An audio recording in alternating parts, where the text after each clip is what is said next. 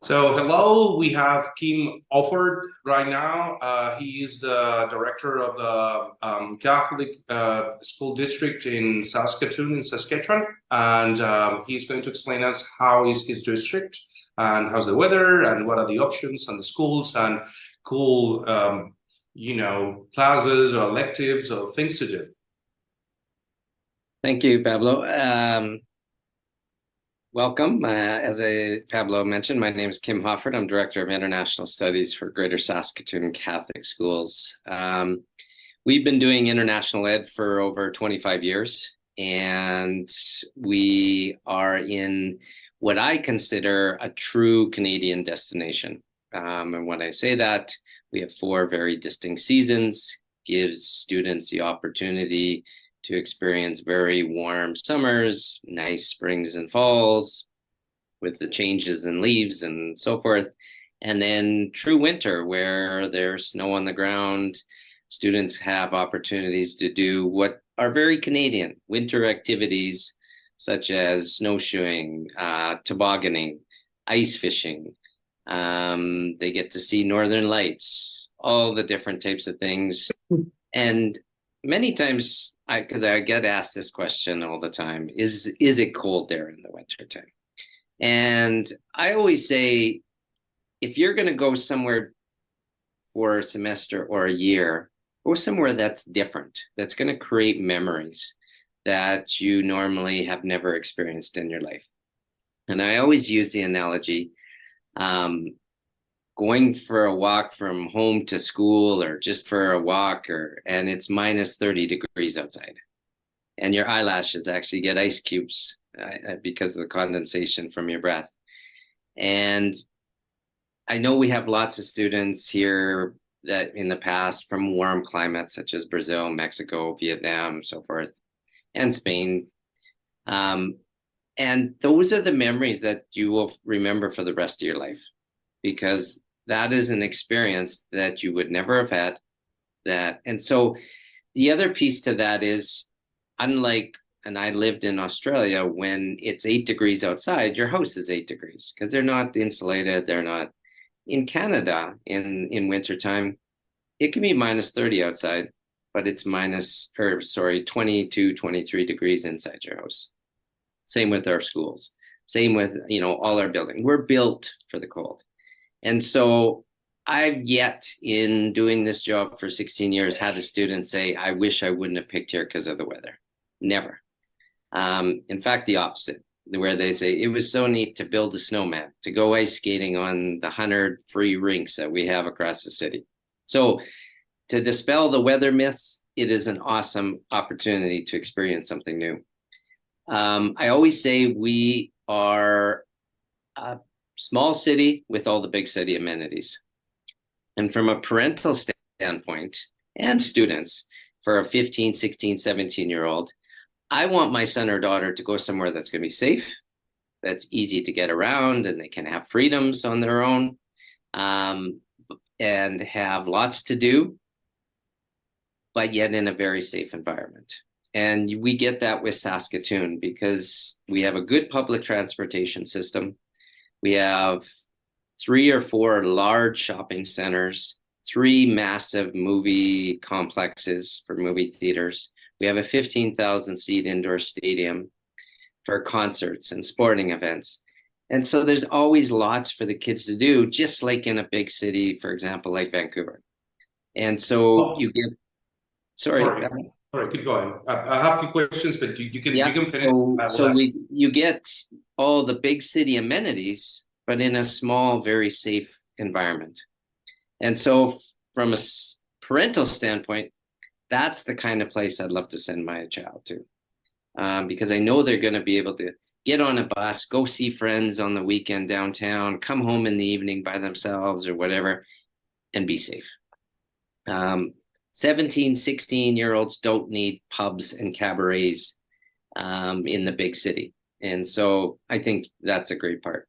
The other part is you're going to come to one of our 4 main high schools that offer identical curriculum, identical extracurricular, and at most you might have 1 or 2 3 maybe Spanish speakers in the same school, not 40 or 50 like some of the big centers. And it's amazing the language levels that I see with kids, their improvement when they are immersed in an environment where there's not a lot of other Spanish speakers in the same school. We offer the full range that every other school across the country would offer, from robotics to graphic arts, digital photography, industrial arts, cooking, woodworking and welding. And then all the academic pieces. Our schools are very technologically advanced. We have smart boards in every classroom. Teachers are very well trained through our local university. We have a large university in the center of the city. 25,000 students go there. Our total population is 270,000. 10% of our whole population are university students. It's a very educated, very young, very vibrant city, which makes a huge difference to the feel of the city. And our homestays are second to none. And the reason I say that is of our total students in homestay, we have none that are in dual homes. You are the only student in that home. And the reason for that is we have huge capacity for homes. People in Saskatoon do homestay because they want another culture in their house, not to subsidize a mortgage, because cost of living is very affordable here. So it's all those pieces that make, I think, us as a great destination. It's amazing how many kids that come for one semester, after 2 months, they're asking, how do I stay for the year? And that's the norm. That's not the exception. So I think we are second to none. And we're that kind of niche market where you are allowed the big city amenities in a very safe and nice sized city. And the other piece is the Catholic piece, because people always ask, well, what does that mean to be a Catholic school district? The reality is, in our province, in Alberta and Ontario, we are granted permission to be a Catholic school division, but publicly funded. So we're not private, which is a good thing because we're very well funded by our government. We run provincial curriculum. The only difference really between us and a regular public school is the fact that we offer what's called a Catholic Studies class. It's not mandatory for international students. They can take it as elective. That is one of the questions that I wanted to ask you, how religious it is. It's not. And on average, we maybe have 3 or 4 school masses as a whole school in the gymnasium per year. And once a day when we have our school announcements over the intercom, there's a short little prayer that's done. That's the extent of it. We don't wear uniforms. We're not taught by priests and nuns. And the reality is 40% of our Canadian kids are not Catholic, but people like what we represent. A good moral quality, caring environment. They still equate those things with a Catholic education. And so from that standpoint, I think we're very much like Spain, where families are Catholic, but they don't practice anymore. They don't go to church every Sunday. And that's very much how it is in Canada as well. So. Okay, can I ask you a few questions? Yeah, absolutely. Okay. How big is Saskatoon? Because Saskatoon is not a city that is well known in Spain. I have to tell you that. So tell us a little bit, because when I show pictures to the kids and they see big city with big buildings and lights and bridges and everything, nobody's expecting that because they don't know what to expect. So how big it is? So our total population in the city itself is 270,000 people. So it's a nice size. It's in Spain standards, probably a smaller city. In Canadian standards, it would be in the top 20 biggest cities in Canada. And that's where I always say it's kind of a small city, but has all the big city amenities. So the keys are good public transportation system, movie theaters, shopping centers, stadiums for sporting events and concerts, etc. So those are the things. You find Starbucks and Tim Hortons on literally every corner. The shopping is very good for kids. So that's what kids want to do. That's what they want to experience. They want to hang out with their friends. And then you get all the aspects of being able to drive an hour and a half to the northern lakes and see the northern lights with families and with their cottages. Or there's a ski hill, snowboard hill, an hour 45 minutes away. So it's not the mountains, but it definitely, for beginner types, we do a school trip. So yeah, it's a nice size. It's you're not stuck in traffic for an hour. At most, takes you 20 minutes, 25 minutes to get from one area of the city to downtown. So it's convenient. It's easy. You told me once that the city is full of options, and this has like a social slash cultural life. There's always something going on. So it's in a live city, even during the winter, right? Yeah. Yeah, like there's many events from festivals that go on. So in the summer, you got outdoor music festivals, food fairs, those types of things. And then in the winter, you get the winter type things. Like there's a beautiful outdoor skating rink right downtown besides our iconic hotel, the Besborough Hotel. And they provide free skates, and it's free every night. And kids will go down there, and they got music playing, and they get their Tim Hortons hot chocolate or coffee, and yeah, so there's lots to do. There's ice sculpturing, there's toboggan hills, there's every school has a skating rink outside in every neighborhood. So lots of things to do. And one of the questions that I get the most, because most of the questions that I was going to ask you, you already said. So, like the public transportation, which is very important, because something that they don't understand, the kids, when they ask for different options in different parts of the world, is how attached they're going to be with a car, independent on where they're choosing. And in Canada, of course, they need the permission of the family to move around, but they have public transportation. They have the option to walk and to go places and go to see friends and hang out. And you already told us that you have public transportation. I guess there are buses. Yeah, or the regular city buses. Yep. Okay, and one of the questions that I get the most, because for us it's crazy being minus 20 or minus more than 20. Is the life stopped when it's that cold? The people stay at home, or the life keep going?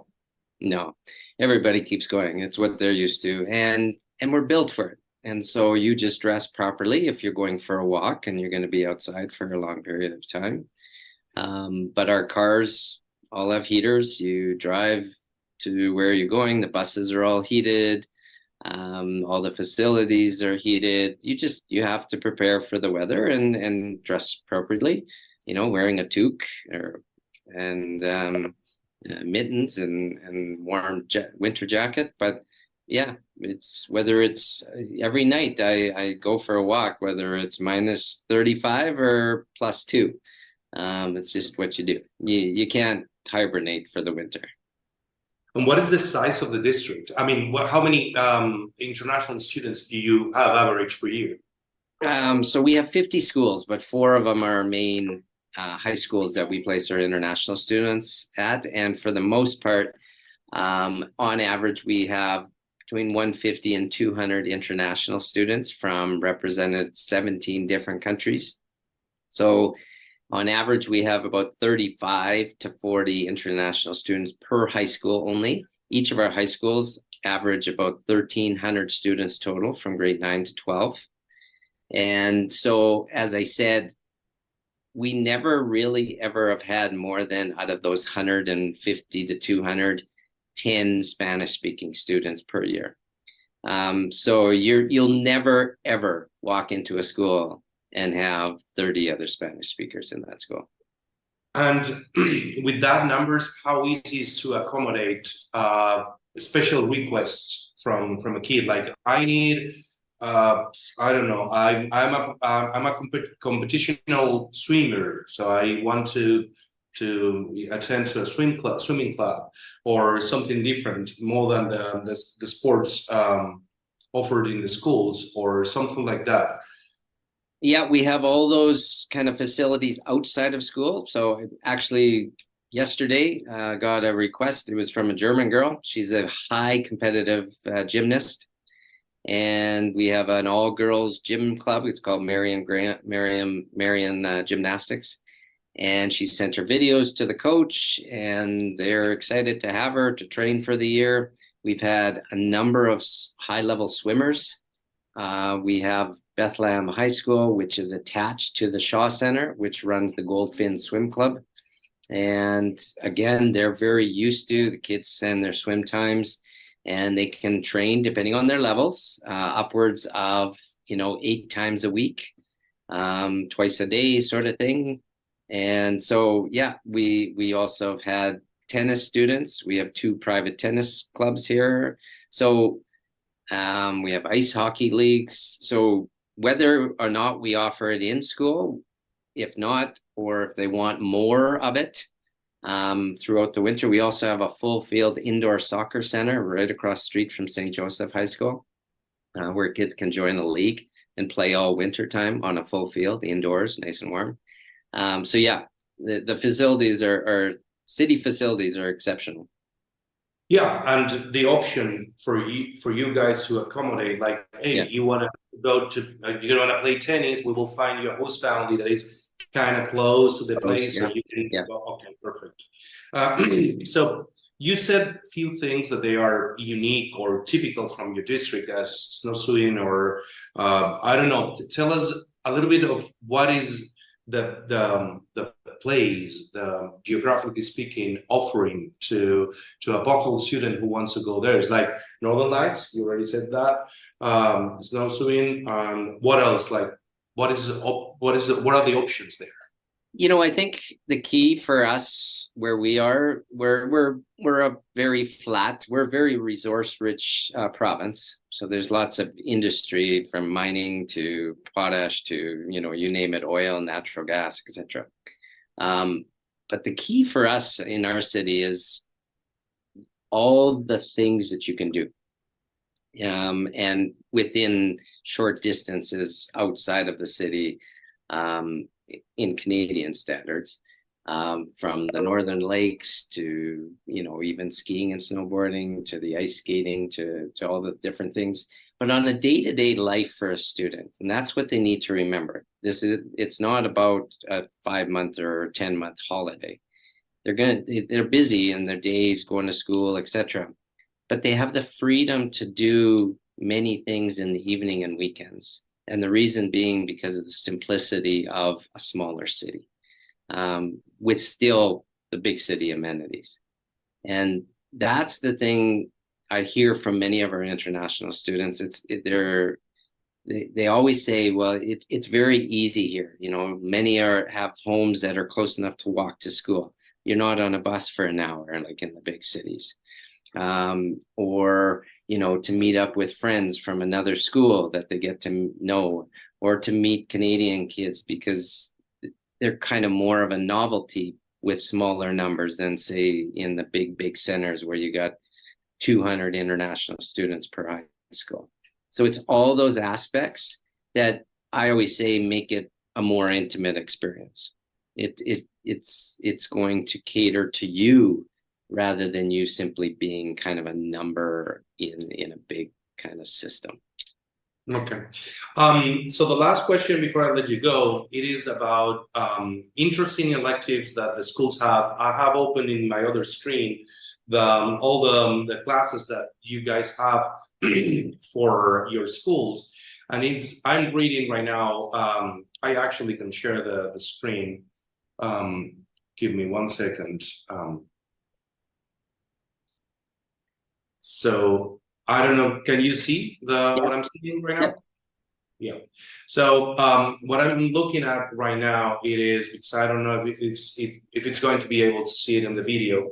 What I'm looking is textiles and fashion, industrial arts, robotics, visual arts, computer science, communication media, baking and food preparation, animation 3D, biology. Well, biology is more into the normal classes, but I'm looking at a lot of things, and I'm only looking at one school. So actually, it is like grade 11, grade 12, and grade 10. So our all those options always open for every single kid who goes to every school? Or Yeah. let's say that you have robotics only in one and No, taxi only. so when people ask me which is your best school or whether they're all identical. Everyone offers, as you can see on that sheet you're showing now, French immersion. They all offer every single one of those classes. They offer the same sports as far as extracurricular. And so I say they're all the same. Teachers move around from year to year and so forth, from school to school. So they're all great schools. They offer identical things. The facilities are identical. It's just the area of the city that differs. I'm looking at all the classes are the same that I'm talking to you, and I see a lot of very interesting things like drama, like I don't know, probably music is amazing too.